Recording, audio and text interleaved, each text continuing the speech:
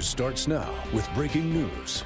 And new breaking news tonight from the capital murder and kidnapping trial of Timothy Harrington in Oxford. A judge declares a mistrial when the jury could not reach a unanimous verdict in the death of Ole Miss student Jimmie J. Lee. Lee has been missing since July 8, 2022. To this day, his body has not been found, and he was declared dead by a judge last month. Well, 3 News Side's Quentin Smith has been following this trial for us. He joins us live to tell you why the jury was deadlocked. Quentin?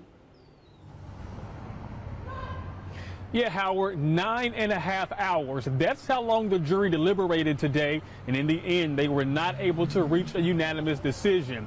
In court today, jurors revealed that it was actually an 11-to-1 split between them, meaning there was one person that prevented them from reaching a unanimous verdict in this trial. During that hours-long deliberation, jurors actually wrote 2 notes to the judge expressing that they were deadlocked and they did not think that they would be able to reach a verdict.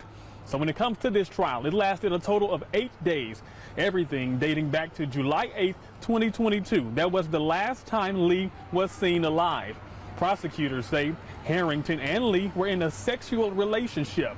They argue that Harrington killed Lee because he did not want to be outed as being on the down low. However, the defense pushed back against those claims. They maintain Harrington is innocent, saying there was no evidence connecting their client to this crime. After more than a week of testimony and hours of deliberation, the judge, he explains what comes next. Court having declared a mistrial on this matter, I think that after 9.5 hours of deliberation, if it doesn't, just my reading of the jury, I think we were hopelessly deadlocked. I'll entertain y'all sometime in the next week or two about possible court date, trial dates for a new trial.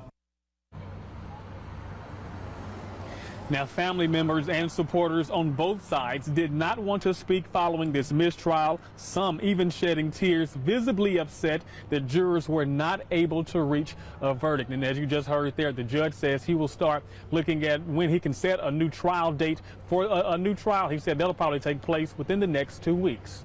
We're live in Lafayette County. Quentin Smith, 3 on your side.